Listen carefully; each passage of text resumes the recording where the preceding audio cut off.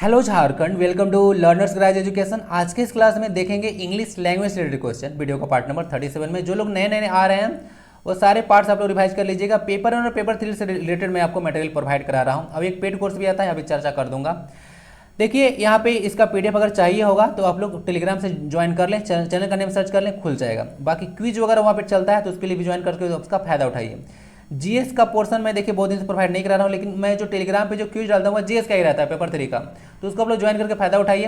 Paper 1 देखिए, अगर CGL की बात करें तो 60 क्वेश्चन आपका बनने वाला, 30 क्वेश्चन ग्रामर और 30 क्वेश्चन आएगा आपका पैसेज से। पैसेज में चर्चा करने वाला हूँ, थोड़ा सा इसको ना ध्यान से कीजिएगा, कोई पेपर आप कीजिएगा, क्योंकि सही आंसर के लिए तो +3 मार्क्स मिलता है, लेकिन अगर गलत करने पर -1 मार्क्स आपको दे दिया जाएगा। तो निगेटिव मार्किंग थोड़ा ध्यान से कीजिएगा। अगर यह पेपर अगर क्लियर नहीं होगा तो आगे को भी जांच नहीं किया जाएगा। ओके, तो लेट्स डिस्कस व्हाट्स इनसाइड।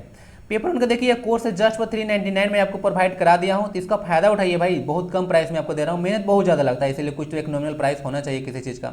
इसमें भी आपको दिक्कत आता है तो आप लोग कॉन्टेक्ट कीजिएगा, तभी तो मैं हेल्प प्रोवाइड करा पाऊंगा। दिक्कत है तो कॉन्टेक्ट कीजिए बेझिझक। ओके, मुझे हेल्प करने में खुशी होती है, बुरा नहीं लगता है। ओके कि ओके तो भाई आप लोग कांटेक्ट कर सकते हैं। दिक्कत है तो अभी वहाँ पे संधि चल रहा है और एक्टिव पैसिव चल रहा है, तो उसको आप लोग ज्वाइन कर सकते हैं। दिक्कत होता है किसी को तो आप लोग कांटेक्ट एक बार करके देखिए, निराश नहीं करूंगा। बाकी क्वेश्चन वो फर्स्ट आता है, change into the given indirect और डायरेक्ट स्पीच इनटू डायरेक्ट और इनडायरेक्ट स्पीच। आपको क्वेश्चन में ना ये मतलब दे नहीं, ऐसे नहीं देंगे कि आप लोग जो है ऐसे दे भी सकते हैं, नहीं भी दे सकते हैं कि ऐसे आपको डायरेक्ट स्पीच में कन्वर्ट कीजिए या इनडायरेक्ट में कीजिए। ओके, हो सकता है एग्जाम में दे दें या नहीं भी देते, और पूछने का अलग अलग ट्रेंड होता है।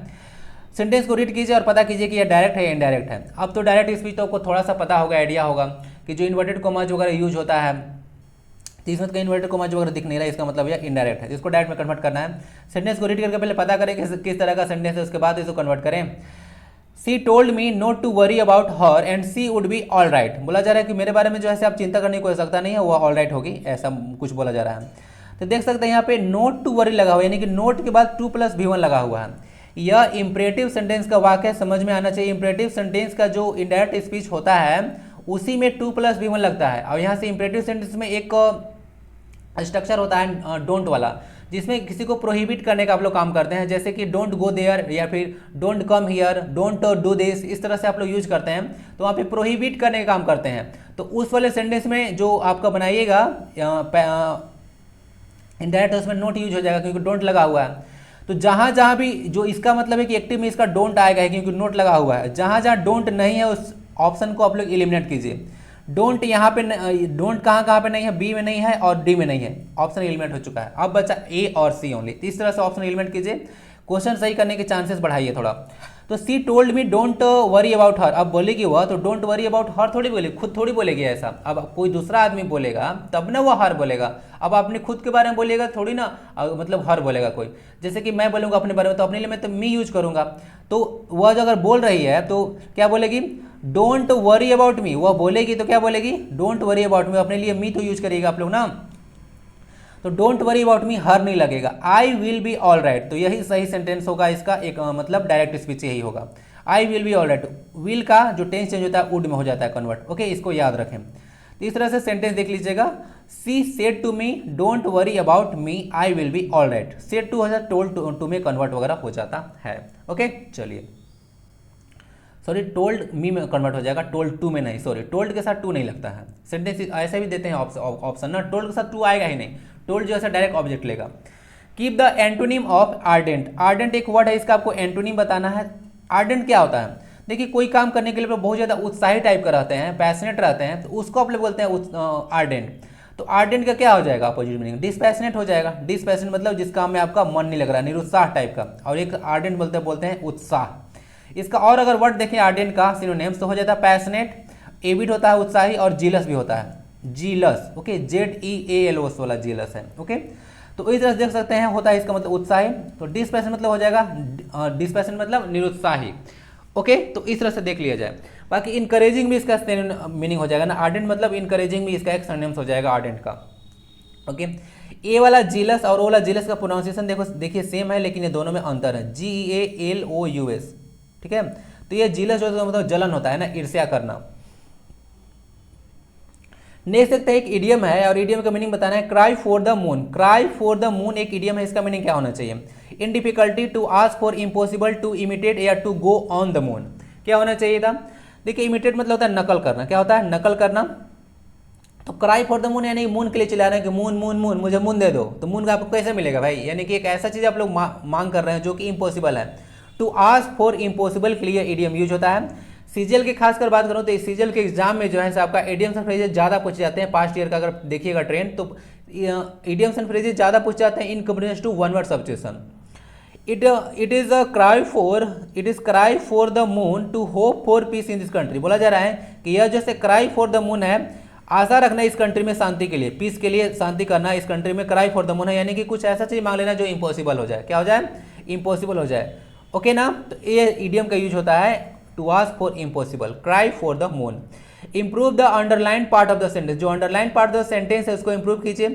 We interviewed a number of candidates but neither of them impressed us. अब ध्यान से देखा जाए इस सेंटेंस को, इसमें बोला जा रहा है कि हम लोगों ने बहुत सारा जो है ऐसे कैंडिडेट का क्या किया, और नंबर ऑफ कैंडिडेट्स का इंटरव्यू लिया। ओके, दृष्टि आईएएस का पैनल है तो, but neither of them impressed us, क्या है? उनमें से कोई जैसे हमको इम्प्रेस नहीं कर पाया। ओके, जब अक्षत जैन आए, ठीक है, श्रुति जैन देशमुख आई, तभी जाके इम्प्रेस उन लोग हुए।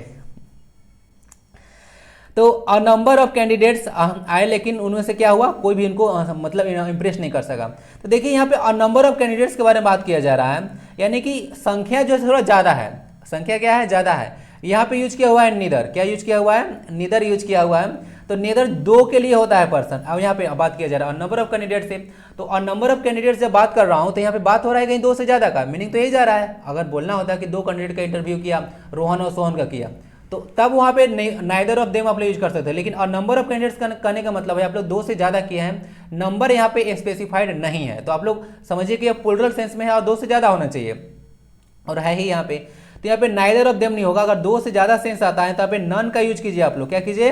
नन के कीजिएगा तो नन ऑफ देम लग जाएगा, न कि नीदर ऑफ देम। तो नाइदर जो यूज होता है, नाइदर और इधर, या दो पर्सन के लिए यूज होता है, आप लोग आइडिया रखिएगा। ओके, इसको ध्यान रखें। इस तरह से क्वेश्चन आता है, छोटे छोटे मिस्टेक आपको देते हैं। नीदर के पहले दो के लिए करते हैं, और दो से ज़्यादा होगा तो वहाँ पे नन का यूज कर लीजिएगा। ओके, इधर का भी यूज उसी तरह से होता है। नेक्स्ट क्वेश्चन आता है, find out the error if there any. यहाँ पे टी ना छूट गया है, if there any. Hardly had I finished my project then my boss called me and asked me to do another one. बोला जा रहा है कि मैं मुश्किल से ही काम कर, हार्डली जो वर्ड होता है इसका मतलब मुश्किल से ही होता है। ओके, मुश्किल से मैं काम खत्म कर चुका था, बॉस बोला चलो भाई दूसरा काम करते हैं, ठीक है। तो इस तरह से कुछ सेंटेंस है, तो इसका क्या होना चाहिए, कहाँ पे गड़बड़ी है। तो हार्डली हैड आई फिनिश देखिए यहाँ पे है। देखिए एक वर्ड होता है को रिलेटिव कंजक्शन का आप लोग नाम सुने होंगे। हार्डली होता है, स्कार्सली होता है, बेयरली, ये तीनों के साथ जो है व्हेन यूज होता है, न कि देन यूज होता है। को रिलेटिव जो कंजक्शन होता है, हार्डली, स्कार्सली, बेयरली, इसके साथ व्हेन यूज होता है, न कि देन। पार्ट नंबर बी में देखिए यहाँ पे देन यूज किया हुआ है। इस पे क्वेश्चन बहुत जाता है, यह गोल्डन रूल्स में आता है। हार्डली, स्कार्सली, बेयरली, इस सब के साथ व्हेन लगता है, नो सूनर के साथ देन लगता है। इसका आप लोग आइडिया रखिएगा, नो सूनर के साथ देन लगता है। ओके, तो यहाँ पे हार्डली के साथ देन नहीं, व्हेन यूज होना चाहिए, तब जाके सेंटेंस जो है ग्रामेटिकली करेक्ट हो जाएगा। ओके, तो ऑप्शन नंबर बी में गड़बड़ी है, बी है ऑप्शन नंबर ए में, तो ये को टिक लगा लिया जाए। ओके, चलिए, ओके ना। हार्डली, स्कार्सली, बेयरली के साथ व्हेन लगता है, नो सूनर के साथ देन लगता है। इसका आप लोग खास ख्याल रखें, क्वेश्चन इस पर बहुत ज्यादा बनता है। क्वेश्चन 6 देखते हैं, फिर से नहीं, पहली बार आया है। पेयर ऑफ वर्ड्स देखिए, ये वन वर्ड सब्स्टिट्यूशन है, कहने का मतलब है अनेक शब्द बदला एक शब्द। वन हु लव्स बुक्स, जो बुक को बहुत ज्यादा प्यार करता है। बुक को बहुत ज्यादा प्यार करने का मतलब बहुत ज्यादा पढ़ता है, ठीक है। पीके मूवी आप लोग नहीं देखे हैं, आई लव चिकन का मतलब नहीं पता है। वन हु लव बुक्स मतलब उसको बुक पढ़ना ज्यादा पसंद है, उसको क्या बोलते हैं? स्कॉलर, बिब्लियोग्राफी, बिब्लियोफाइल या फिर गैरुलस। इसका आंसर हो जाएगा आपको बिब्लियोफाइल। बिब्लियोफाइल एक ऐसा पर्सन होता है जो बुक से बहुत ज्यादा प्यार करता है, किताबी कीड़ा उसको बोल सकते हैं, दिन रात बुक में घुसा रहता है। ओके, तो इसको बिब्लियोफाइल बोलते हैं। ओके, बाकी देख लीजिएगा, बिब्लियोग्राफी वगैरह तो आप लोग समझते होंगे, एक धर्म ग्रंथ होता है एक तरह का, और स्कॉलर मतलब विद्वान होता है। देखिए बिब्लियोग्राफी में धर्म ग्रंथ नहीं, ग्रंथ सूची होता है। क्या होता है? ग्रंथ की सूची होता है। गैरुलस एक इंपॉर्टेंट वर्ड है, इसको याद रखिएगा। वन हु टॉक्स अलॉट, जो बहुत ही ज्यादा बोलता हो। क्या होता है? जो बहुत ही ज्यादा बोलता है उसको आप लोग गैरुलस बोलते हैं। क्या बोलते हैं? गैरुलस, यानी कि चैटर बॉक्स। क्या होता है? चैटर बॉक्स, इसके लिए वर्ड यूज होता है CHATTER, चैटर ऑफ बॉक्स। तो चैटर बॉक्स आप लोग यूज कर सकते हैं। ओके, तो यही हो जाता है गैरुलस। बाकी आंसर हो गया बिब्लियोफाइल, जो बुक से बहुत ज्यादा प्यार करता है। Give the meaning of the idiom make big time. Make big time का मतलब क्या होता है, बोलता है ना कि मैं आपको ना समय देना बहुत बड़ा बनाऊंगा। Attend success and popularity, to earn a lot of money, spend more than your earning, कमाई से ज़्यादा खर्च करना, या to work till late night यानी कि देर रात तक काम करना। मेक बिग टाइम क्या होना चाहिए मीनिंग, देखिए ये जो वर्ड है इडियम है मेक बिग टाइम, इसका मतलब होता है अटेंड सक्सेस एंड पॉपुलैरिटी। क्या होगा, अटेंड सक्सेस एंड पॉपुलैरिटी, इसका मीनिंग होगा, इसको याद रखें।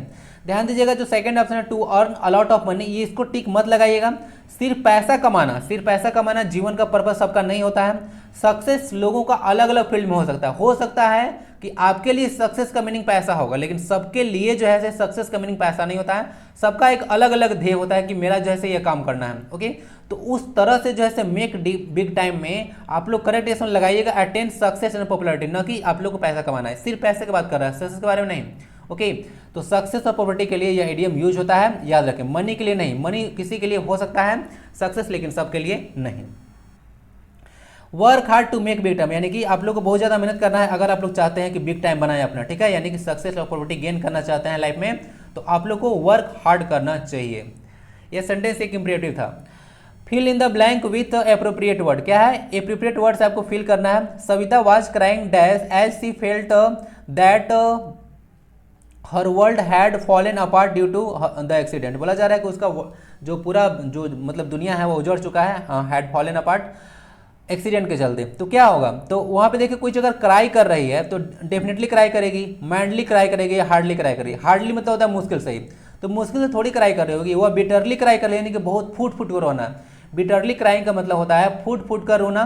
तो सी वॉज क्राइंग बिटरली, क्या होगा, she was crying bitterly as she felt that her world had fallen apart due to the accident.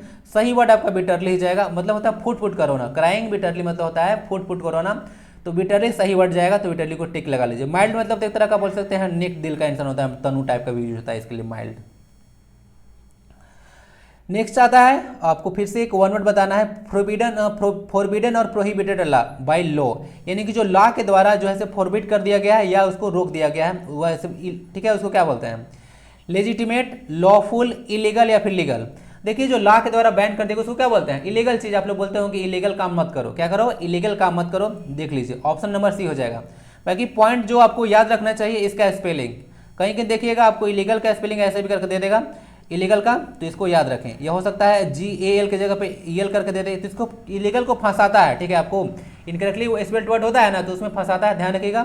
ILLEGAL होता है इसका स्पेलिंग। ओके, तो इसको याद रखें। बाकी लेजिटिमेट मतलब क्या होता है, लेजिटिमेट एक वर्ड है, इसका मतलब होता है लॉफुल होता है, यानी कि लीगल होता है। ये जो लीगल दिख रहा है इसका सिनोनिम्स हो जाएगा लेजिटिमेट, मतलब वैध, जो कानून के दायरे में आता है, यानी कि कानून के नज़र में वह सही है, ठीक है। चलिए, अब बाकी लॉफुल मतलब जो नियम के अनुसार हो, ठीक है, something which is according to law, उसको बोलते हैं लॉफुल। ओके, चलिए सारा मीनिंग क्लियर होगा। इलीगल का अगर एंटोनिम्स पूछे तो आपका लेजिटिमेट हो जाएगा, ओके, या फिर लीगल। स्पेलिंग अच्छे से देख लें। क्वेश्चन नंबर 10 आता है, एक फिर से वन वर्ड सब्जेक्शन बताना, one who Yeats too much, जो एक बहुत ज़्यादा खाता है उसको आप लोग क्या बोलते हैं, इसको याद रखें। जो बहुत ही ज़्यादा खाता है उसको क्या बोलेंगे, मोटा, ओबेस, ग्रीडी, लालची, ओवरवेट मतलब बहुत ज़्यादा मोटा टाइप का, यानी कि मतलब जोर से ज़्यादा मोटा हो गया है। और एक ग्लूटन, क्या मीनिंग होना चाहिए, देखिए जो बहुत ज़्यादा खाता है ना उसको आप लोग ग्लूटन बोलते हैं, क्या बोलते हैं, ग्लूटन वर्ड यूज किया जाता है, याद रखें, glutton, one who eats a lot. Next है आपको एरर पता करना है सेंटेंस में, माई ड्राइवर और my maid are stealing from me. अब ध्यान दीजिए जो एक और यूज होता है वह चॉइस के लिए यूज होता है, और किसके लिए यूज होता है, चॉइस के लिए, ध्यान दीजिए जाए किसके लिए यूज होता है। जैसे कि would you like to tea और कॉफी, आप बोलते हैं ना would you like to tea और कॉफी, तो यहाँ पे जो आप और यूज किए हैं, जिस पर्सन से आप पूछ रहे हैं उसको आपको चॉइस दे रहे हैं कि चुनो भाई टी चाहिए कि कॉफी, ठीक है, क्या है, टी चाहिए या फिर कॉफी। तो अगर इस तरह से और आप यूज करें, इसका मतलब चॉइस दे रहे हैं, तो चॉइस अगर देते रहे हैं तो कोई अगर दो नाउन के बारे में बात कर रहा हूँ और है, और उसके आगे पीछे नाउन लगा हुआ है, नाउन सिंगुलर है, तो वर्ब यहाँ पे एक आर क्या कर रहा है, प्लुरल वर्ब, आर तो प्लुरल वर्ब है, तो प्लुरल वर्ब यहाँ पे क्या कर रहा है, इसको हटाइए और माई ड्राइवर या माई मेड यूज कीजिए ना, माई ड्राइवर या माई मेड यूज कीजिए। यहाँ पे जो है इज लगना चाहिए, आर नहीं, क्योंकि दो सिंगुलर नाउन है और यहाँ पे और से कनेक्ट है इन लोग, और दो नाउन सिंगुलर है तो क्या होगा, तो यहाँ पे आपको सिंगुलर वर्ब यूज करना चाहिए। ओके ना, चॉइस के लिए यूज होता है। तो ऑप्शन में क्या चला जाएगा, ऑप्शन चला जाएगा आपका बी में गड़बड़ी है, बी है ए में, तो ए को टिक लगा लीजिए। ओके, इस तरह से सॉल्व करना है और चॉइस के लिए यूज होता है। ओके, जैसे बताया ना। चलिए देख लीजिएगा, ये और का जो चॉइस है ना, ये बहुत इंपॉर्टेंट कॉन्सेप्ट है। इस पर आप लोग अलग तरह से क्वेश्चन एग्जाम में पास्ट में आए हुए हैं। फिर से एक वर्ड बताइए, वन हु नोज एवरीथिंग, जो सब कुछ जानता है उसे आप क्या बोलते हैं? ओमनीपोटेंट, ओमनीप्रेजेंट, ओमनीसाइंट या फिर ओमनीवोरस। जो सब कुछ जानता है उसको आप लोग हिंदी में बोलते हैं सर्वज्ञ। क्या बोलते हैं? सर्वज्ञ, यानी कि ओमनीसाइंट। क्या बोलते हैं? ओमनीसाइंट। ओमनी प्रेजेंट बोलते हैं one who is present everywhere, जो सब जगह है उसको बोलते हैं आपको ओमनी प्रेजेंट, उसको आप लोग बोलते हैं ओमनी प्रेजेंट। बाकी omni potent one who is all powerful, क्या होता है? One who is all powerful, उसको बोलते हैं ओमनी पोटेंट, जो कि क्या हो? बहुत सबसे ज़्यादा पावरफुल हो। इसके लिए आप लोग वर्ड यूज करते हैं अलमाइटी, ALMIGHTY, यूज किया है ना, गॉड इज अलमाइटी। ठीक है, तो इसको यूज कीजिएगा। ओमनीवर्स मतलब पता होगा, ओमनी मतलब क्या होता है? बोथ होता है। ओमनी मतलब बोथ होता है, ओमनीवर्स मतलब होता है जो मीट भी खाता है और जो ऐसे प्लांट का प्रोडक्ट्स भी खाता है, तो उसको आप लोग ओमनीवोरस बोलते हैं। For the timing your answer is omniscient one who knows everything, सर्वज्ञ इसका हिंदी होता है, इसको याद रखें। नेक्स्ट आता है सिनोनिम्स बताना है अस्टर्न का। क्या होता है? अस्टर्न का सिनोनिम बताना। अस्टर्न मतलब हट्टी टाइप का होता है। क्या होता है? एक हट्टी टाइप का इंसान होता है, तो उसको बोलते हैं अस्टर्न। क्या मीनिंग होना चाहिए? स्ट्रिक्ट, माइल्ड, लेनियंट या फिर जेंटल। सारा का सारा ऑप्शन ने इसका एंटोनिम देख रखे except option number A. Stern मतलब होता है बहुत ही ज़्यादा जिद्दी टाइप का, स्टर्न स्ट्रिक्ट टाइप का। ओके, याद रखें। स्टर्न का कुछ कुछ और वर्ड देख लीजिएगा। स्ट्रिक्ट तो होता ही है, विलफुल होता है जिद्दी टाइप का, और ऑब्स्टिनेट भी होता है, हट्टी। क्या होता है? ऑब्स्टिनेट। बाकी इसका एंटोनिम माइल्ड हो जाएगा, लेनियंट उदार होता है ना, या फिर काइंड भी यूज कर सकते हैं, जेंटल टाइप का। तो सारा तीनों वर्ड इसका एंटोनिम हो जाएगा। स्टर्न मतलब होता है जिद्दी, ठीक है। विलफुल, विलफुल देख लीजिएगा, इसमें डबल एल नहीं है ना, और एल में भी डबल एल नहीं है। विलफुल का स्पेलिंग देख लें। नेक्स्ट देखिए, find out the error if there any, अगर कहीं भी एरर है तो इसको पता कीजिए। Who is the best politician, Narendra Modi और जो बिडेन। बोला जा रहा है कि कौन जो है बेस्ट पॉलिटिशियन है, नरेंद्र मोदी या फिर जो बिडेन? कौन बताइए, आपके अनुसार कौन है? तो यहाँ पे गड़बड़ी क्या है, क्या दिक्कत है इसमें? देखिए यहाँ पे कंपैरिजन किया जा रहा है नरेंद्र मोदी जी के बारे में और जो बिडेन जी के बारे में। तो यहाँ पे बेस्ट क्या कर रहा है? बेस्ट जो होता है से दो से ज़्यादा के लिए यूज करते हैं सुपरलेटिव के सेंस में, तो बेस्ट नहीं, आप लोग को बेटर यूज करना चाहिए। इतने छोटे छोटे मिस्टेक डाल के रखते हैं, who is the better politician, ना कि बेस्ट पॉलिटिशियन। ओके, ठीक है ना? तो ऐसे यूज मत कीजिएगा, बेटर का भी यूज करना है। कहीं भी सेंटेंस देखें, अगर दो पर्सन के बीच में तुलना है वहाँ पे बेटर लगता है, और दो से ज़्यादा होगा तो वहाँ पे बेस्ट आप लोग लगा लीजिएगा। ओके, ऑप्शन नंबर कहाँ चला जाएगा? ऑप्शन नंबर बी, और बी है ए में। ठीक है, ये तो आज बाजी मार गया भाई। चलते हैं नेक्स्ट, देखते हैं। इनकरेक्टली स्पेल्ड वर्ड बताना है। जिस तरह से बताया था कि विलफुल का स्पेलिंग होता है WILFUL, उसी तरह से सही स्पेलिंग आपको बताना है। हो सकता है इसको डबल एल करके दे दे, यहाँ पे डबल एल कर दे, तो इस तरह से आपको फंसा सकता है। तो ध्यान से कोई भी चीज़ पढ़ना है तो उसको ध्यान से पढ़ना है। तो बताइए कि इनकरेक्टली स्पेल्ड वर्ड कौन है? फ्रॉन, फ्रोथ, फ्रेंड या फिर फ्रोजन? कौन सा स्पेलिंग गलत है? इसमें जो स्पेलिंग जो गलत है वो है ऑप्शन नंबर ए। ये फ्रोन जो होता है ना, फ्रोन, FROWN होता है फ्रोन। ओके, फ्रोन मतलब अगर इसका हिंदी बताऊं तो होता है त्योरी चढ़ना। देखता वो बहुत गुस्सा करके बोलता है, तो जो आपका दो आईलिट्स होता है और जो वहाँ पे ललाट होता है उस पर साइन बनने लगता है, थोड़ा सा ऐसे पूरा गुस्सा करेगा कोई तो उसी को फ्रॉन बोलते हैं, त्योरी चढ़ना। ठीक है, यानी कि show your anger before your nose, यानी कि नाक के नीचे पूरा गुस्सा आना, यानी कि पूरा ज़्यादा गुस्सा करना, उसको बोलते हैं फ्रॉन। ओके, समझ गए। बाकी फ्रोथ मतलब झाग होता है ना, FRO जो TH लिखा है उसका मतलब झाग होता है। लेदर भी एक यूज होता है, LATHAR। ओके, इसका मतलब झाग होता है। ठीक है, याद रखिएगा। फ्रोथ आंसर हो गया फ्रॉन। नेक्स्ट चलते हैं क्वेश्चन नंबर 16 पे, और 16 आता है एंटोनिम बताना है मैग्नीफाई का।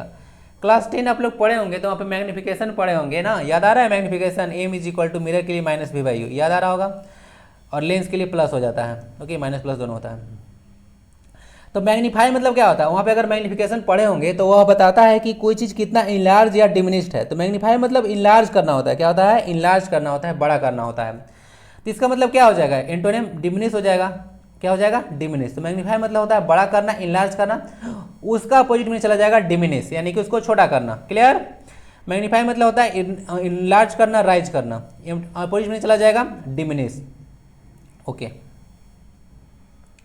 नेक्स्ट चलते हैं improve the underline part of the sentence. जो अंडरलाइन पार्ट है सेंटेंस का उसको आपको इंप्रूव करना है। The train was delayed in order to an accident, ये इसका सेंटेंस को पढ़िए, इसमें क्या गड़बड़ी है? कौन रिप्लेस करेगा, बिकॉज करेगा, सिंस करेगा, ओविंग टू करेगा, या फिर कोई इंप्रूवमेंट नहीं चाहिए। देखिए सेंटेंस जो है ना इसका मीनिंग क्या जा रहा है, इन ऑर्डर टू का आप लोग कब यूज करते हैं, इन ऑर्डर टू आप लोग जो कोई पर्पस के लिए करते हैं ना तब आप लोग यूज करते हैं इन ऑर्डर टू का। जैसे the train was delayed in order to an accident, कहा जा रहा है कि ट्रेन जो है लेट किया, ठीक है, लेट किया ताकि एक्सीडेंट हो सके। देखिए इस तरह से बोला जा रहा है, इस तरह से कोई ऑप्शन मतलब मीनिंग निकल रहा है, कुछ कोई मतलब है, कोई सेंस है बात में, बताइए। तो इन ऑर्डर टू नहीं होगा, हमको यहाँ पे रीजन देना है, क्या देना है, रीजन देना है कि ट्रेन डिलेड हुआ एक्सीडेंट के चलते, क्या चलते, एक्सीडेंट के चलते, तो ओविंग टू लगेगा। ओविंग टू मतलब होता है के कारण, क्या हुआ, अब पढ़िए, the train was delayed owing to an accident, accident के चलते यानी कि एक्सीडेंट के कारण जो है से ट्रेन ऐसे लेट हुआ, तो ओविंग टू सही बढ़ जाएगा। ओविंग टू या बिकॉज ऑफ का भी यूज कर सकते हैं। ऑप्शन ए में देखिए बिकॉज डाल कर रखे हैं, लेकिन ऑफ होना चाहिए इसके साथ, तब अगर ऑप्शन ए रहता ना तो ए और सी आप लोग दोनों सही हो जाता ऑप्शन, ओके। लेकिन यहाँ पे बिकॉज साथ ऑफ नहीं था, बिकॉज ऑफ मतलब ये होता है के कारण, तो के कारण का सेंस हमको देना है, रीजन बताना है, तो ओविंग टू या बिकॉज ऑफ का आप लोग यूज करेंगे। इन ऑर्डर टू का यूज आप लोग पर्पस के लिए यूज करते हैं, जैसे you study in order to succeed in JSSC CGL examination 2022, okay. तो यहाँ पे पर्पस बताना है, तो इन ऑर्डर टू का आप लोग यूज करेंगे। चलते हैं नेक्स्ट क्वेश्चन की और ऑप्शन सी चला जाएगा। आई होप कि समझ में आ रहा होगा, नहीं आ रहा होगा तो बताइए कमेंट बॉक्स में, कमेंट बॉक्स तो 24/7 खुला ही रहता है। क्वेश्चन 18 देखते हैं, group of stars is called, group of stars को आप लोग क्या बोलते हैं, कॉन्ग्रीगेशन, हॉर्ड, फ्लोक या फिर कॉन्स्टेलेशन, क्या बोलते हैं। देखिए ग्रुप ऑफ स्टार्स को आप लोग अलग अलग स्टार्स होता है, बृहस्पति वगैरह का नाम सुने होंगे आप लोग, उर्सा मेजर माइनर वगैरह, तो सब ग्रुप ऑफ स्टार्स होता है, यानी कि उसमें कलेक्शन ऑफ स्टार्स होता है, तो उसको आप लोग कॉन्स्टेलेशन के नाम से जानते हैं, क्या बोलते हैं, ग्रुप ऑफ स्टार्स का जो कलेक्शन होता है उसको आप लोग कॉन्स्टेलेशन के नाम से जानते हैं, ओके। चलिए बाकी सारे ऑप्शन को क्लियर कर देता हूँ। फ्लो क्या होता है, फ्लो मतलब होता है झुंड, और झुंड में बर्ड्स का, ग्रुप ऑफ बर्ड्स को आप लोग जो है सिर्फ फ्लोक बोलते हैं, इसको याद रखिएगा। हॉर्ड बोलते हैं ग्रुप ऑफ कैटल को, क्या बोलते हैं, कैटल को, ग्रुप ऑफ कैटल को आप लोग बोलते हैं हॉर्ड, ओके याद रखिएगा। कैटल एक जो है से नहीं ये नहीं कर सकता मैं, ये नहीं कर सकता। चलिए जान लीजिए, ग्रुप ऑफ कैटल को हॉर्ड बोलते हैं, सिप वगैरह के लिए यूज होता है यह हॉर्ड। बाकी कॉन्ग्रीगेशन जो है एक इंपॉर्टेंट वर्ड है, कॉन्ग्रीगेशन मतलब क्या होता है, लोगों का जमावड़ा, क्राउड ऑफ रिलीजियस पीपल, जो क्राउड होता है रिलीजियस पीपल का, जब लोग जमा होता है किसी धार्मिक सम्मेलन वगैरह के लिए तो उसको कॉन्ग्रीगेशन बोला जाता है, यानी कि धार्मिक जमावड़ा उसको बोलते हैं। लोग आएंगे धर्म वगैरह के बारे में चर्चा वगैरह करते हैं, ओके, प्रचार वगैरह, तो उसको कॉन्ग्रीगेशन बोला जाता है, ओके। तो आइडिया रखिए, कॉन्ग्रीगेशन एक तरह का धर्म का जमावड़ा होता है, धार्मिक सम्मेलन होता है ना, तो धार्मिक सम्मेलन आप बोल सकते हैं कि कॉन्ग्रीगेशन है, ओके, इसके लिए यूज होता है। सारा ऑप्शन क्लियर है। क्वेश्चन 19 देखते हैं, find out the error if there any, अगर एरर है तो पता कीजिए। The farmers graze cattles on this land in the summer months, कोई बोल रहे थे कि वीडियो थोड़ा सा फास्ट है ना, थोड़ा सा ना 2-4-5 दिन आप गुजारिए, फास्ट नहीं लगेगा, ज़्यादा स्लो चलूंगा। 30 क्वेश्चन डिस्कस करने में मतलब क्या 2-3 घंटा लगा दूँ, नहीं ना, कोशिश करता हूँ कि कम से कम 30 से 40 मिनट रहे, ज़्यादा समय नहीं लेता हूँ, ठीक है। फास्ट भी रहना चाहिए और एक्यूरेसी लेवल से भी काम करना चाहिए, दो आप लोग भी इस चीज़ को डेवलप कीजिए, फास्ट प्लस एक्यूरेसी, ठीक है, तभी जाके एग्जाम में आप लोग सक्सेसफुल हो पाइएगा। धीरे धीरे मत पढ़िए, थोड़ा सा रहता है फास्ट, अगर ज़्यादा दिक्कत है कुछ दिन गुजारिए ना, ज़्यादा फास्ट आपको नहीं लगेगा, ठीक है, आप लोग ढल जाइए कोई दिन में। जो लोग देखते हैं उनको दिक्कत नहीं होता है, कितने लोग मैसेज कर चुके हैं कि नहीं फास्ट नहीं है, ठीक है, धीरे धीरे जब आप सुनते हैं तो आप लोग को फास्ट नहीं लगता है, इसे ही फास्ट तो डिस्कस किया जा सकता है, लेकिन आप ही लोग चलते थोड़ा मैं स्लो रहता हूँ। The farmers graze cattles on this land in the summer season, एक सेंटेंस है, इसको देखिए। तो इसमें गड़बड़ी कहाँ पे है, देखिए लास्ट क्वेश्चन था उसमें गड़बड़ ये कर रहा था कि इसका मैं बताने जा रहा था। देखिए कैटल जो होता है ऐसे पार्ट नंबर बी में गड़बड़ी है, तो CATTLE, क्यों, क्योंकि कैटल जो है खुद एक प्लूरल वर्ड है, इसको एक प्लूरल आप लोग ए से एस लगा के नहीं बना सकते हैं, ठीक है, ओके ना। तो इसको प्लूरल आप लोग बना नहीं सकते हैं, ए से एस लगा प्लूरल नहीं बनता। बहुत सारे ऐसे नाउन्स होते हैं, आप लोगों को पढ़ा चुका हूँ कि वो क्या होता है, हमेशा जो है प्लूरल फॉर्म उसका होता है, लगेगा सिंगुलर लेकिन प्लूरल होता है, ए से एस लगा प्लूरल नहीं बनाते हैं। तो ऑप्शन नंबर ए सही हो जाएगा, पार्ट नंबर बी में। आज तो ये पूरा बाजी मार रहा है। देखिए एग्जाम में भी ना ऐसे एक मुझे शायद याद है, किसी का मैं प्रीवियस ईयर देख रहा था, तो उसको में क्या किया गया था कि 1 से लेकर 10 क्वेश्चन सबका आंसर ना यही आ रहा था, लगातार ए आ रहा था। तो देखिए अगर ऐसे ऐसे आ रहा है तो आपका कॉन्फिडेंस लेवल गड़बड़ाना नहीं चाहिए, आप लोग को अपने भरोसा होना चाहिए कि जो आप लोग बना रहे हैं सही बना रहे हैं, क्योंकि एग्जामिनर ऐसे चेक करने के लिए क्वेश्चन डाल देता है लगातार 5 क्वेश्चन 7 क्वेश्चन का आंसर ऐसे ऐसे डाल देगा, तो आप पे कंफ्यूज नहीं होना है, अपने आप भरोसा रख के ही बनाना है, okay. For the timing your answer is option number B. Question 20 देखते हैं, neither the nurses nor the doctor were present in the hospital, ना तो नर्स और ना ही डॉक्टर जो है हॉस्पिटल में प्रेजेंट थे, इसमें क्या गड़बड़ी है, इसमें सारा कहानी है कोरिलेटिव कंजक्शन का ही है, नीदर नॉर इधर और not only but also, okay, but although it, ये सब यूज होता है, ठीक है।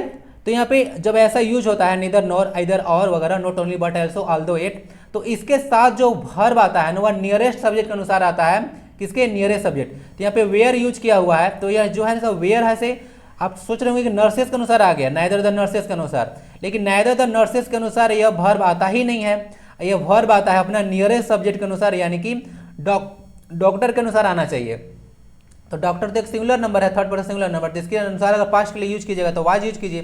तो यहाँ पे पार्ट नंबर आपका सी में गड़बड़ी था, सी है ऑप्शन नंबर डी में, तो डी को टिक लगा लिया जाए। समझ गए, वेयर नहीं वाज होना चाहिए। समझ गए, जब भी कोरिलेटिव कंजंक्शन होगा तो याद रखिएगा, ये भी गोल्डन रूल्स वगैरह में आता है, हमेशा जो है तो जो यूज होता है, जो वर्ब आता है वह नियरेस्ट सब्जेक्ट के अनुसार आता है, इसको याद रखिएगा। ओके, और एक सेंटेंस और बताता हूँ, जैसे कि आप लोग यूज करते हैं विथ यूज करते हैं, टुगेदर विथ यूज करते हैं, एज वेल एज यूज करते हैं, उस केस में जो है ना से जो वर्ब आता है वो अपने पहले वाला सब्जेक्ट के अनुसार आता है वर्ब, इसको याद रखिएगा। इससे भी क्वेश्चन आता है, तो इसमें पहले वाला पे आता है और इस वाले कोरिलेटिव में बाद वाला के अनुसार आता है, इससे भी क्वेश्चन ज़्यादा बनता है। देखिएगा, पहले तो पढ़ा चुका हूँ आपको।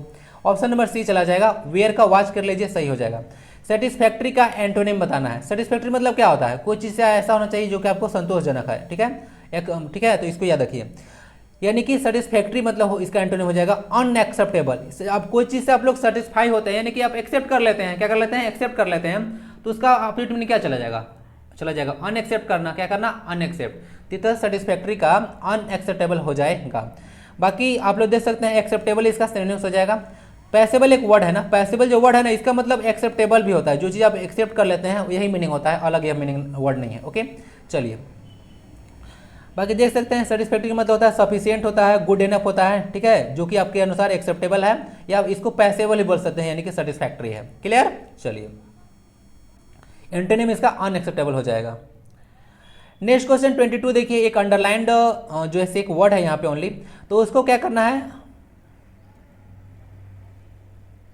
जी हाँ, ये जो है से आपको फ्रेजल वर्ब से इसको रिप्लेस करना है। क्या करना है, फ्रेजल वर्ब से रिप्लेस करना है। देखिए, my father offered a suggestion that all the other family members accepted. बोला जा रहा है कि मेरे पिताजी हैं से एक सजेशन क्या किए, ऑफर किए है, कुछ किए, आपको बताना है सही है, जिसको क्या किए, जिसको जो है मेरा ऑल जो फैमिली मेंबर था एक्सेप्ट किया। इसमें गड़बड़ी क्या है, ऑफर आप लोग ऑफर कर रहे हैं किसी, जब मेरे पिताजी हैं, सजेशन वगैरह को ऑफर नहीं किया जाता है, क्या किया जाता है, सजेशन वगैरह को ऑफर वगैरह नहीं किया जाता है। सजेशन किसी के सामने आप लोग रखते हैं किसी आइडिया को, तो जब किसी आइडिया को रखने का काम होता है वहाँ पे पुट फॉरवर्ड का यूज किया जाता है। ऑप्शन नंबर ये सही चला जाएगा। क्या बोला, जब किसी आइडिया वगैरह है या कोई ओपिनियन वगैरह है तो उसको किसी के सामने आप लोग इंट्रोड्यूस कर रहे हैं, प्रस्तुत कर रहे हैं, फर्निश कर रहे हैं, उस केस में आप लोग को पुट फॉरवर्ड यूज करना है, न कि ऑफर का। ठीक है, चलिए ऑफर वगैरह तब दिया जाता है किसी को लुभाने का केस होता है, किसी को आप एल्योर करने का कोशिश करते हैं, एल्योर मतलब लुभाना होता है, ALLEUR, तो लुभाने वगैरह का जब बात होता है उसको ऑफर वगैरह करते हैं। ठीक है, चलिए तो पुट फॉरवर्ड यहाँ पे यूज हो जाएगा, तो टू टेल एन आइडिया और एन ओपिनियन यहाँ पे सही चला जाएगा। बाकी सारे वर्ड जो है उसका मीनिंग देख लीजिए। पुट आउट मतलब क्या होता है, बुझाना। पुट आउट मतलब क्या होता है, बुझाना। टू एक्सटिंग्विश, फायर एक्सटिंग्विशन होता है ना, जिसमें CCl4 कार्बन टेट्राक्लोराइड यूज करते हैं, तो उस तरह से चला जाएगा। पुट डाउन का मतलब क्या होता है, पुट डाउन मतलब राइट डाउन, क्या होता है, लिख लेना या एंटर कर देना। अब देखिए यार, राइट डाउन मतलब लिख लेना या एंटर कर लेना, इस सेंस में होता है। देखिए जैसे कि मान लेते हैं कि मैं कोई एक कंपटीशन ऑर्गेनाइज करवा रहा हूँ, ठीक है, जैसे पूरा झारखंड के स्टूडेंट को मैं यहाँ पे इन्वाइट किया, उसके बाद मैं सबका बोलूँ कि जिसका जिसका जो है से करना है, मतलब जो उसमें पार्टिसिपेट करना चाहते हैं वे लोग अपना नाम दें, तो जो जो नाम बोलिएगा उसका मैं नाम दर्ज करूंगा। तो नाम उस केस में दर्ज करना ताकि आप लोग पार्टिसिपेट कर सके, उस केस में पुट डाउन का यूज होता है। क्या होता है, पुट डाउन। ओके, तो वो उस केस में राइट डाउन का यूज करना था, या इंटर यानी कि दर्ज करने के केस में पुट डाउन था, इसको आइडिया रखें। पुट इन मतलब क्या होता है, पुट इन मतलब होता है कोई टाइम स्पेंड करना या फिर कोई प्रयास करना। क्या करना, पुट इन मतलब कोई टाइम स्पेंड करना या कहीं पे इफेक्ट करना, प्रयास करना। बोलते हैं आप लोग एग्जाम में क्या कर रहे हैं, एग्जाम के सक्सेस होने के लिए पुट इन कर रहे हैं, यानी कि अपना टाइम स्पेंड कर रहे हैं, मतलब प्रयासरत हैं, उस केस में यूज होता है पुट इन का। जो सही यहाँ पे वर्ड जाएगा वो जाएगा पुट फॉरवर्ड। किसी आइडिया या ओपिनियन को किसी की समझ रखने के लिए आप लोग पुट फॉरवर्ड फ्रेजल वर्ब का यूज करेंगे।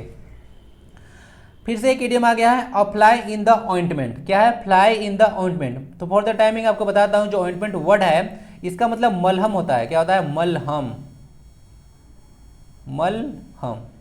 चलिए, तो अप्लाई इन द ऑइंटमेंट क्या होता है, और dangerous situation to be perceived in a wrong manner, ठीक है, कुछ गलत समझना, या फिर to find something someone unexpectedly, या कोई चीज़ को अनएक्सपेक्टेडली जो है से फाइंड कर लेना। ऑफला और imperfection that defaults whole thing, यानी कि कुछ ऐसा चीज त्रुटि या इम्परफेक्शन जो कि हर एक सब चीज को पूरा मतलब पूरा चीज को खराब कर दे। ठीक है, क्या करे, एक ऐसा त्रुटि जो कि पूरा चीज को खराब कर दे, उसको क्या बोलते हैं। देखिए यह आप उसको जैसे जो इडियम है, सॉरी जो इडियम है इसका मीनिंग चला जाएगा डी। क्या चला जाएगा, डी, यानी कि ऐसा त्रुटि या इम्परफेक्शन जो कि पूरा आपका कहानी समाप्त कर दे या बर्बाद कर दे, उसको बोलते हैं अप्लाई इन द ऑइंटमेंट। जैसे देख सकते हैं an insect was apply in the ointment in the pudding, pudding मतलब खीर होता है, तो खीर में एक फ्लाई यानी कि इंसेक्ट यानी गिर गया तो पूरा चीज खराब कर दिया, यानी कि अप्लाई इन द ऑइंटमेंट हो गया। तो समझ सकते हैं कोई चीज को पूरा स्पॉइल कर दे, उसके लिए आप लोग यूज कर सकते हैं अप्लाई इन द ऑइंटमेंट। ठीक है, चलिए ऑइंटमेंट मतलब मलहम होता है। 1 वर्ड बताना है, a person who is unduly एनेक्सियस about his और हेल्थ। अनड्यूली मतलब होता है बिना मतलब का, क्या होता है, अनड्यूली मतलब बिना मतलब का एनेक्सियस है। तो बताइए कि एक ऐसा पर्सन जो कि बिना मतलब का, बिना कारण का जो है अपने हेल्थ के बारे में चिंता कर रहा था कि मुझे ये हो जाएगा, मुझे ये हो जाएगा, पता नहीं क्या क्या हो जाएगा, जबकि उसको सब पूरा जो है वह हेल्दी है। तो वैसा पर्सन को आप लोग क्या बोलते हैं, वैसा पर्सन को आप लोग बोलते हैं वेलेटुडिनेरियन। क्या बोलते हैं, वेलेटुडिनेरियन बोला जाता है, याद रखें वेलेटुडिनेरियन, जो अपना हेल्थ को लेकर बहुत ज़्यादा कॉन्शियस रहता है। ठीक है, कॉन्शियस नहीं बोल सकते हैं, बहुत ज़्यादा चिंतित रहता है। ठीक है, कॉन्शियस नहीं, एनेक्सियस रहता है बिना मतलब का। ठीक है, उसको बोलते हैं आप लोग वेलेटुडिनेरियन। एंटीक्वेरियन क्या होता है, एंटीक्वेरियन मतलब एक वर्ड आता है एंटिक, आपको याद आ रहा है एंटिक, सुने किसी को बोलते हुए यार बहुत एंटिक पीस है, मतलब एंटिक मतलब होता है बहुत अच्छा पुराना। तो जो पुराने चीज़ के बारे में स्टडी करता है, ठीक है, स्टडी करता है, उसके बारे में एक जानकारी इकट्ठा करता है, तो उसको आप लोग एंटीक्वेरियन बोलते हैं। इगेलिटेरियन क्या होता है, इगेलिटेरियन मतलब होता है कि जो ऐसा समझता है कि सब लोग जो है सोसाइटी में बराबर है। क्या है, सोसाइटी में जो सबको बराबर नज़र से देखता है, ठीक है, यानी कि सबको लगता है कि सबका इक्वल राइट वगैरह होना चाहिए, तो उस पर्सन को आप लोग बोलते हैं इगेलिटेरियन। हिंदी में इसको आप लोग बोल सकते हैं समतावादी। क्या बोलते हैं, समतावादी, यानी कि जो ऐसा बिहेव रखता है कि सब कुछ जो है बराबर है, उसको बोलते हैं समतावादी।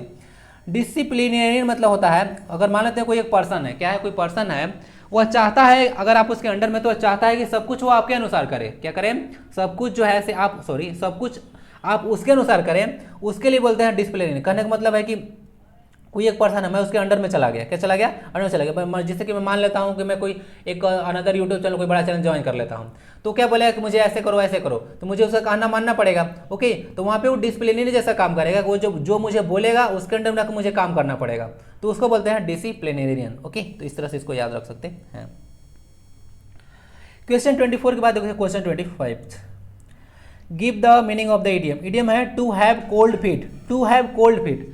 अब कोल्ड वर्ड जब चीज़ होता है कोई चीज़, तो क्या होता है, कोल्ड जब होता है तो वह जम जाता है। क्या हो जाता है, जम जाता है। सेंस समझिए। Ask for, to ask for a warmer clothing, यानी कि कोई गर्म कपड़ा, यानी कि ऊनी कपड़ा वगैरह कोई मांग कर रहे हैं आप। टू फील अनवेल एंड फेवरिस, बोला जा रहा है कि आप कुछ अनवेल तरफ का, या फेवरिस यानी कि बुखार जैसा आप लोग जो है, फेवरिस है, सॉरी फॉरविस बोल दिया, फेवरिस है यानी कि बुखार जैसा या अनवेल टाइप का लग रहा है। To be too frighten to do something, या to be too tired to walk further, यानी कि आप इतना ज़्यादा मतलब थक चुके हैं कि आगे नहीं चल सकते हैं। Too tired to walk further, इस तरह का रिमूव टू आप लोग पढ़े होंगे, थोड़ा सेंटेंस समझ में आना चाहिए, यानी कि इतना ज़्यादा थक जाना कि आगे चलने में असमर्थ हो जाए, इसके लिए टू टायर्ड टू वॉक बोला जाता है। इस जो इडियम है इसका मीनिंग क्या होगा, to be too frighten to do something, कहने मतलब है इतना ज़्यादा डर जाना कि आप लोग कुछ काम करना ही छोड़ दे। तो यही मीनिंग होता है टू हैव कोल्ड फीट, यानी कि आप लोग कोई काम करने जा रहे हैं, अचानक से आपका पैर जो है जम गया, ठंडा पड़ गया, इसका मतलब आपका कदम रुक गया। तो समझ लीजिए कि कोई चीज़ काम करने से पहले आप बहुत ज़्यादा डर जाते हैं, उसके लिए यूज किया जाता है to have cold feet. To have cold feet यानी कि to be too frighten, frighten मतलब डरना होता है ना, फ्राइटेन में वर्ड है, इसको याद रख लीजिएगा, फियर होता है ना, scare. They were trying to set a plan but they had a cold feet, क्या हो गया, उन लोग जब वे जो है एक प्लान कर रहे थे, plan to they had a cold feet, किसी रीजन से वो क्या हो गया, वे जैसे डर गए काम करने के लिए। तो इस तरह से यूज कर सकते हैं इसको सेंटेंस में। Question 26, which is the singular word. Singular word बताना है, यानी कि नाउन एंड नंबर से क्वेश्चन है, कौन सा इसमें सिंगुलर वर्ड है, रिकेट्स, वर्मिन, जेंट्री या फिर फॉर्मूले। देखिए इसमें सारा का सारा जो वर्ड से प्लुरल है एक्सेप्ट ऑप्शन नंबर ए। क्यों, रिकेट्स एक डिजीज का नाम है, और डिजीज का नेम जो होता है सो वह सिंगुलर में आता है। आप लोग को पढ़ाया था कि जो नेम ऑफ डिजीज होता है, ओके, या फिर name of game and sports वगैरह होता है, बहुत चीज पढ़ाया था, वह क्या होता है, हमेशा सिंगुलर ही होता है, चाहे उसके लास्ट में एस लगा रहे या नहीं लगा रहे। जैसे रिकेट्स क्या होता है, रिकेट्स एक डिजीज का नाम है, विटामिन डी की कमी से होने वाला एक रोग है। तो रोग है तो एक ही रोग है ना, कि 10 गो रोग है, तो एक ही रोग है, तो इसका मतलब यह सिंगुलर है, तो इसको याद रखिएगा। इस तरह से होता है, जैसे रिकेट्स हो गया, मम्स वगैरह हो जाता है, तो होता है। अब जैसे गेम एंड स्पोर्ट्स के बारे में बात करें, जैसे बिलियर्ड्स हो गया, क्या हो गया, एक वर्ड है, एक गेम्स है बिलियर्ड्स, तो इसके लास्ट में जो है एस लगा हुआ है बिलियर्ड्स, तो क्या इसको प्लुरल बना दें? नहीं, बिलियर्ड्स जो है आपका एक गेम है, पंकज अडवाणी का नाम सुनोगे, पंकज अडवाणी जो गेम खेलते हैं, तो ये एक गेम एंड स्पोर्ट्स है, यानी कि गेम का नेम है, तो यह हमेशा सिंगुलर होगा, यह समझे। चलिए, बाकी वर्मिन होता है, आप लोग एक देखे होंगे, पौधे वगैरह को नुकसान पहुंचाने वाले जो जीव होते हैं उसको वर्मिन बोलते हैं, प्लुरल होता है। जेंट्री मतलब होता है सोसाइटी में कुलीन वर्क्स, यानी कि हाई क्लासेस बोल सकते हैं, elite classes in the society, sorry elite नहीं, एलिट भी यूज होता है। फॉर्मूला प्लुरल है, फॉर्मूला का प्लुरल फॉर्मूले होता है, तो इसको देख लीजिएगा। बाकी सारे प्लुरल से except option number A. Okay, rickets होता है, विटामिन डी कम से होने वाला रोग है, रिकेट्स इसको बोलते हैं, ठीक है। नेक्स्ट देखते हैं, give the meaning of the idiom keep a civil tongue. Civil मतलब क्या होता है? सिविल समझते हैं ना, सिविल मतलब एक तरह का नेक का सेंस होता है कभी कभी। तो कीप अ सिविल टंग रखना है, यानी कि आपका टंग होना चाहिए, सिविल होता है, जबान आपका सिविल होना चाहिए, यानी कि नेक होना चाहिए। क्या होना चाहिए? Express decent mildly. डिसेंट मतलब होता है एक तरह का अपना एसेंट होता है ना, मतलब कोई स्वीकृति। डिसेंट मतलब होता है आप लोग मतलब कोई चीज़ को आप लोग नकार रहे हैं, तो माइल्डली रूप से नकार दिए कोई चीज़ को, उसके में डिसेंट होता है नकार देना। स्पीक विथ ग्रेट पोलाइटनेस, यानी कि पोलाइटनेस के साथ बोलना। आर्ग्यू विथ शॉर्ट वर्ड, यानी कि शॉर्ट वर्ड के साथ आर्ग्यू करना। मेंटेन साइलेंस व्हेन नीडेड, जब जरूरत हो तब अपना मुंह को बंद रखना। देखिए, कीप अ सिविल टंग मतलब होता है speak with a great politeness, बहुत ही ज़्यादा एकदम पोलाइटनेस के साथ बोलना, उसको बोलते हैं keep a civil tongue. Okay, तो सिविल टंग आप लोग भी रखना है सबके साथ, जिसके साथ बात कीजिए सिविल टंग रखिए, ठीक है। कर्कश आवाज में मत बोलिए, ठीक है, आपका जो स्टेट वर्ड है उसका आवाज में बोलिए। कीप अ सिविल टंग मतलब देख लीजिएगा, एलवेज कीप अ सिविल टंग। यहाँ पे देखिए, हाँ, जो ये वर्ड किया हुआ है ये आपका इटैलिक है, इसका मतलब किसका यूज हुआ है? Always keep a civil tongue while talking to your parents. Parents से कभी भी आप लोग बात करते हैं तो आपको सिविल टंग रखना चाहिए, यानी कि ग्रेट पोलाइटनेस के साथ बोलना चाहिए, कर्कश आवाज में आपको बात नहीं करना है। ओके, चलिए, सेंटेंस में यूज भी कर दिया, सिविल टंग आप लोग भी रख सकते हैं, यूज कर सकते हैं आप लोग। ये क्या हो गया, यहाँ पे गड़बड़ है, यही क्वेश्चन रिपीट हो चुका है। देखते हैं question 29, give the meaning of the idiom be in the eye of a storm. बोला जा रहा है कि be in the eye of a storm का मीनिंग क्या होगा? Be caught in a heavy rain, heavy rain में फंस जाना। Be to be very worry due to something कुछ कारण के चलते बहुत ज़्यादा वरीड रहना। Be in conflict with many people, बहुत ज़्यादा लोगों के से विवाद में घिरा रहना। Be in the middle of a difficult situation. देखिए, जो B in the eye of A storm होता है ना, वो होता है किसी एक डिफिकल्ट सिचुएशन के मिडिल में रहना। क्या रहना? देखिए, ये जो ऑप्शन नंबर बी और ऑप्शन नंबर डी है उसमें थोड़ा सा डिफरेंस है। टू बी वेरी वरीड मतलब कोई चीज़ के बारे में बहुत चिंता आप कर रहे हैं सिर्फ, लेकिन बहुत ज़्यादा डिफिकल्ट सिचुएशन के आप लोग मिडिल में है, यानी कि बहुत ज़्यादा डिफिकल्ट सिचुएशन है, उसके लिए यूज होता है B in the eye of the storm. ठीक है, स्टॉर्म का आई कहाँ होता है? स्टॉर्म का आई मिडिल में होता है, तो उसका आई में होना यानी कि डिफिकल्ट सिचुएशन के मिडिल में होना। ठीक है, चलिए, शिबू सोरेन वाज, देखिए दसम गुरुजी के बारे में एक सेंटेंस यूज किया हूँ। Shibu Soren was in the eye of a storm when his son was arrested on corruption charges. ठीक है, जब उनका सन जो है करप्शन चार्जेस पर अरेस्ट किया गया तो क्या हो गया? इन the eye of a storm हो गया, यानी कि in the middle of a difficult situation चले गए। ओके, क्वेश्चन 30 देखते हैं, improve the underline part of the sentence. Sentence का जो अंडरलाइन पार्ट है उसको आपको इंप्रूव करना है अगर जरूरत हो तो। चलिए देखिए, his father won't be able to leave for Varanasi until they have arrived. तो ये सेंटेंस देख लीजिएगा, his father won't be able. Won't be able का मतलब होता है कोई चीज़ काम करने में सक्षम नहीं होना, फ्यूचर टेंस में होता है कि नहीं होगा या होगी। और यहाँ पे है वाराणसी जाने में सक्षम नहीं होंगे अगर अंटिल दे हैव अराइव्ड, यानी कि जब तक वह नहीं लौटते हैं। ठीक है, या नहीं आते हैं, अराइव्ड का सेंस है यानी कि नहीं आते हैं। तो देखिए, एक कंडीशनल सेंटेंस है। क्या है? कंडीशनल सेंटेंस है, यानी कि एक जो वर्क है दूसरा पर डिपेंड है। क्या है? डिपेंड है। Until they have arrived, until they have arrived. तो इस वाले कंडीशनल सेंटेंस में होता क्या है कि समझिएगा ध्यान से, कि जो कंडीशनल क्लाउज होता है, क्या होता है? जो कंडीशनल क्लाउज होता है वहाँ पे प्रेजेंट टेंस का आप लोग यूज करना है अगर फ्यूचर हो तो। अलग अलग तरह कंडीशनल होता है, तो आप लोग को थोड़ा सा आइडिया होना चाहिए कि एक प्रेजेंट का एक फ्यूचर का यूज होता है। ओके, तो जो कंडीशनल है यानी अंटिल वाला सेंटेंस है, क्या है? अंटिल वाला सेंटेंस है, वह जो है क्या होगा? वह प्रेजेंट टेंस में होगा और दूसरा वाला फ्यूचर में होगा। तो यहाँ पे फ्यूचर में वोंट बी एबल मतलब फ्यूचर का टेंस है। यहाँ पे अंटिल दे हैव अराइव्ड जो है प्रेजेंट परफेक्ट टेंस लगा दिया है, तो गड़बड़ है। प्रेजेंट परफेक्ट नहीं, प्रेजेंट इनफिनिट का रूल लगाइए, अंटिल दे अराइव हो जाएगा। तो अंटिल के साथ आप लोग को अंटिल दे अराइव लग जाएगा, हैव अराइव्ड हटाकर अराइव लगा दीजिए। ठीक है, चलिए समझिए कंडीशनल टेंस में इसके साथ अंटिल के साथ आपको प्रेजेंट टेंस यूज करना है, सब्जेक्ट प्लस V1 या V5। ये क्लास का यही 30 क्वेश्चन था। यहाँ तक आते हैं और लगता है कि हाँ चलिए भाई वीडियो आपका फायदा पहुँचाया है तो एक लाइक दे दें, शेयर भी कर दें अगर लगता है कि हाँ सोसाइटी में लोगों को फायदा पहुँचा सकता है तो। मिलते हैं नेक्स्ट वीडियो में। वंदे भारतम।